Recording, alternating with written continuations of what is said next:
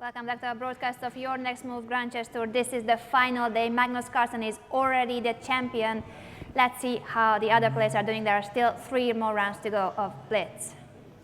Yeah, in this round we're going to focus on the encounter between Vishy Anand versus Vladimir Kramnik. Vishy Anand has had a great tournament, couldn't keep Magnus's pace, but is now in shared second place with Wesley So, and is facing his old rival Vladimir Kramnik, who has been up and down, has talked about his fatigue problems.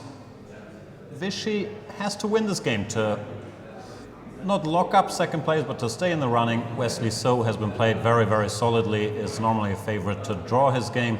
Levon Aronian also within striking distance still. So we'll go with this one. In other news, of course, we have the Carlsen Giri game, which we're going to switch to as soon as we're done. Since Magnus already won, let's give him a little break on the show.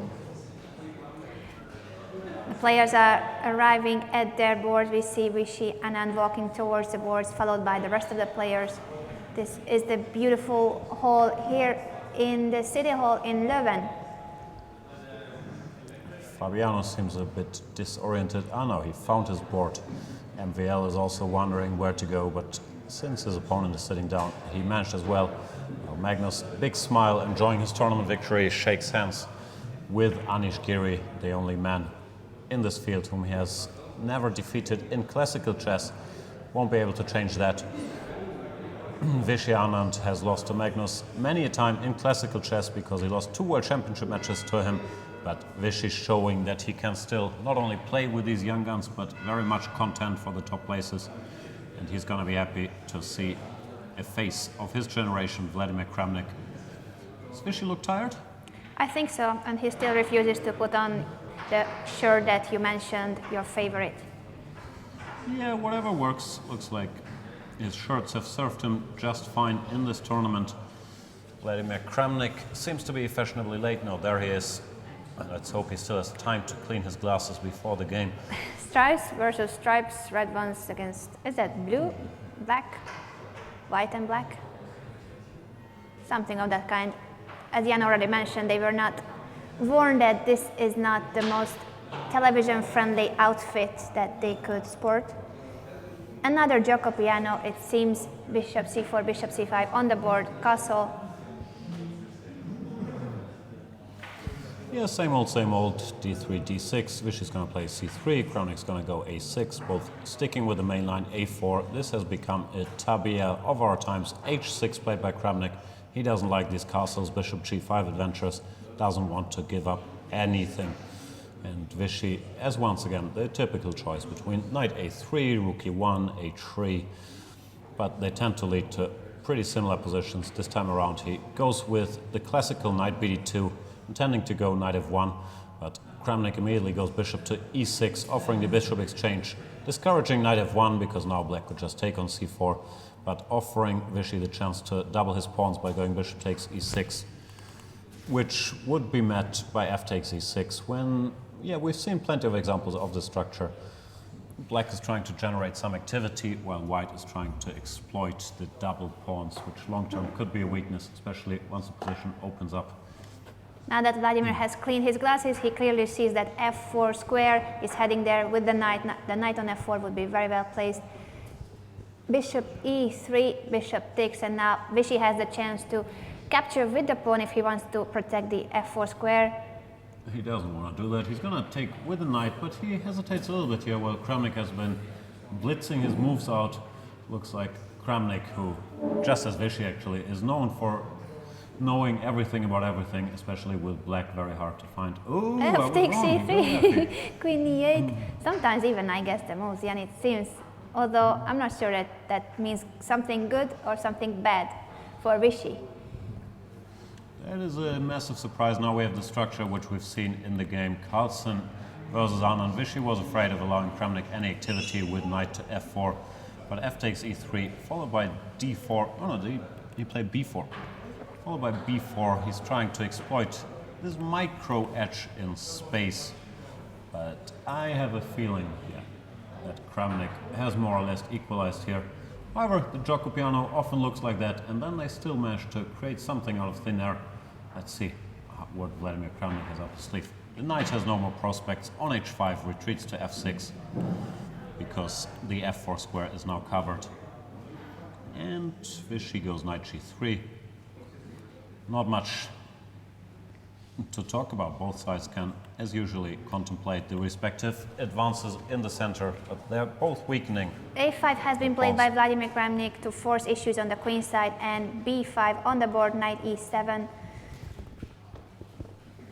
Some space on the queen side, but as you mentioned, it's not an easy position to crack. If Vichy wants to win, he will have to try very hard against Vladimir Kramnik. c4.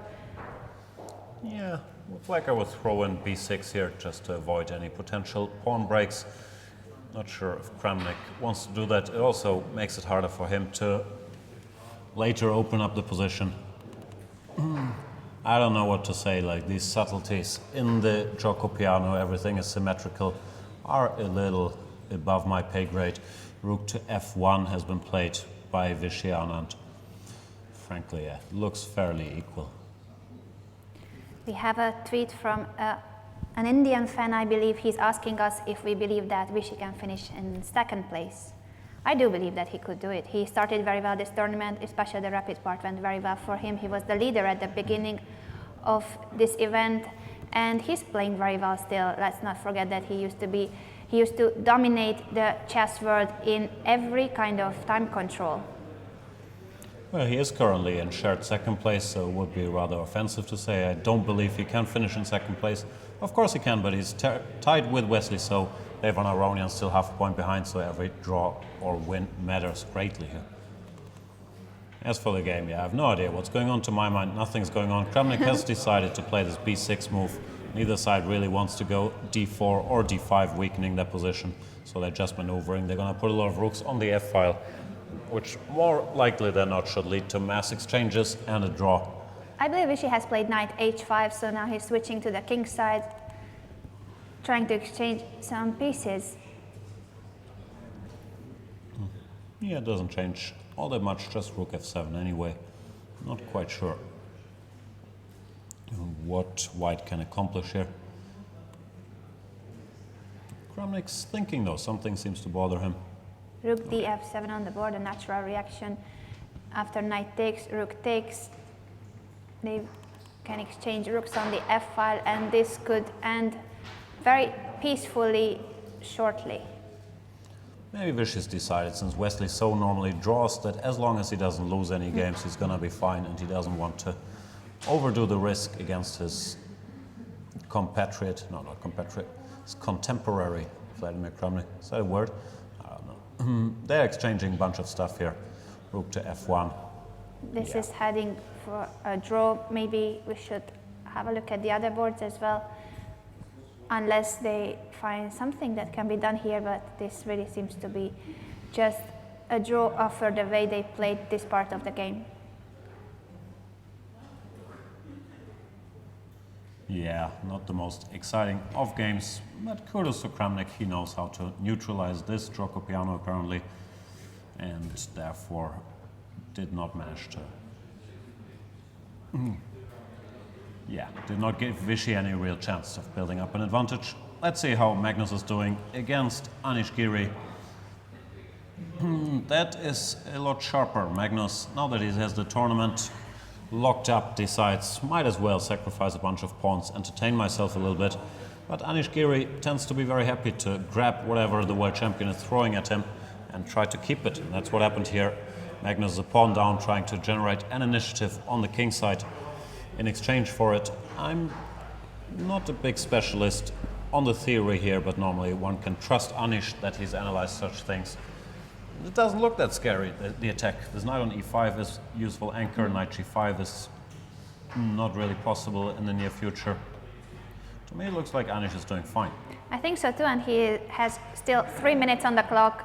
Magnus Carlsen only a minute, so it seems that the Dutchman is in control. If you want to be really greedy, you could think about g5. I don't think Anish is going to do that, but it seems like it might win a piece. Bishop takes g5, appears to be forced. Queen h3, g4 is bad news. Bishop g5, fg, knight g5, threatening queen h7, checkmate. And after, let's say, bishop g6, knight e6, the game becomes a lot sharper. And Anish has done it. Oh, he is greedy. Let's see how it turns out, but it could mean even a victory for Anish Giri if this is true. G5 after bishop takes, f takes. Does he have any other options? Knight G6. Some intermediate moves, and one of the knights to G6, or maybe even knight takes f3. That might be easiest, eliminating this knight with check, then recapturing. And it doesn't seem like Magnus has a whole lot going for him. That means maybe knight takes G5 is a better try, but also does not look all that dangerous. Let me think though. Maybe it looks more dangerous than I initially thought. Yeah, he goes knight takes G5. And Anish captures on Bishop G5. G5, probably knight back to G6 to cover the E7 knight. Yeah, there he goes, queen to H3. And yeah, I would expect a move like F4, trying to keep the position closed. You There he correctly goes. guessed it. G3 to open the position. Bishop takes B5, A takes. So the world champion is a piece down, but has a lot of initiative. We'll see if it's enough. F3, trying to keep the position closed. Yeah, F2 followed by Bishop D4 as a threat, so Carlsen has to go C3, cover the D4 square. It's not full compensation for the piece, but it is limited time and the white position is quite active, so tricks are still very much in the air. But it feels like Anish is once again showing that he might not win many games, but he does know how to deal with Carlsen better I think he played queen than anybody E8, else. getting out of the pin and bringing the queen towards the king side. Knight E5, rook E3. Yep. Not a lot of threats. Magnus just wants to go D4 and then capture on F3. Anish has a choice. Bishop to F6. Looks like he intends to go knight G6, which also makes a lot of sense. We'll see if Giri can remain cool here and convert this, because we've seen earlier with Magnus when he was 2 pawns down against MVL, he didn't really blink either. He lost that game but created an initiative, and he just keeps making sensible moves here. B6 and A6, very cool moves, activating the A8 rook. Yeah, extremely slow plan by Anish Giri. In the meantime, Magnus is playing on the king side. He has played king H1 and still wants to grab this F3 pawn. He played G4. Yeah, I'm trying to figure out what G4 is all about. Probably wants to go bishop F5 and then recapture here with the G pawn. But it's a bit of a strange move. Maybe even he E takes to open the E5 for the rook and pin the knight on E5. Anish plays B5, activating his rook along the 6th rank, and Bishop Carlsen. takes E7 and then bishop F5. That was his idea. Yeah, H6, D4. it's a little inconsistent. You didn't really need G4 for that. Seems like Magnus, having won the tournament already, is willing to take a little more risks and play a little less accurately. This position is just This seems bad. to be coffee house chess, but maybe I should not say it. We were wondering if Magnus Carlsen would keep being motivated, keep playing the same level, but it's difficult to play at such a high level when you already won the tournament. So he won the tournament with 3 rounds to go. In Paris, Nakamura won the event with 2 rounds to go. Knight takes, rook takes. What's happening there? Well, he's a rook down and doesn't have a whole lot to show for it. He's intending to go rook G3 followed by rook G7, but it's unlikely to happen. He's also behind on the clock, trying to create some problems here for Anish Giri. But rook takes B2, for example, should get the job done. He goes rook A1 check, should also be good enough, followed by queen E6, pinning the bishop. And yeah, That's it. That's another time rook. to say goodbye. And Magnus Carlsen resigns with a smile on his face. Of course, he's already the champion of the event. Still, this is yet another defeat from Anish Giri Anish Giri has beaten him once again, and the score that they have between the two is not improving for Magnus. Bad news for Vishy Anand. His game is still going, but his close rival Wesley So scored another victory. So let's check back in with Vishy if he managed to grind anything out of this reasonably dry position that they had earlier. And the answer is no. They have agreed to a draw here. Vladimir Kramnik neutralizing Vishy with an apparent ease there in the Gioco Piano. MVL versus Karana ended in a draw. Looks very balanced, opposite color bishops. Let's have a look at how Wesley So defeated Vasilin Topalov. Yeah, we will bring up the board of Vasilin Topalov against Wesley So. This seems to be a normal position still. Yeah, another line of the same Italian, but it seems like Vasilin blundered a nice trick here. Bishop h4 looks natural, pinning the knight, but runs into knight takes e4. Offering the d8 queen, but also there's a fork on f2, so that would mean that Wesley wins back material and grabs a few pawns on the way. Yeah, Vasilin tried to mix it with knight g4, but this is the beginning of the end. Now black has a healthy extra pawn. Seems like Mr. So managed to convert it without big problems. That's bad news for Vishy Anand, who has drawn his game. It leaves us with the following standings. Magnus Carlsen still first and will be first with 22 points. On second place we have Wesley So with 19.5 and Vishy Anand 19, followed by Levon Aronian on 18.5. Levon can still get to the podium. The other players are far behind. 2 more games to go. Yeah, Aronia Nakamura ended peacefully as well. Therefore, Wesley So seems to be poised to once again finish highly here, but he is playing Magnus Carlsen next round, so it's going to be interesting to see if he faces the adventurous Magnus Carlsen trying to sacrifice pieces and checkmate Anish, or the machine Magnus Carlsen we've seen earlier today, who's just playing ruthless, efficient, technical chess, scoring win after win. I'm betting on a draw in that game. Wesley has been solid, but you never know what's going to happen in Blitz. The other contenders for second place have their work cut out for them as well. Vishy is playing Levon Aronian with black, so that's 2 big games for the final standings. Stick with us. The round starts in 15 minutes. 15 minutes. We'll be back.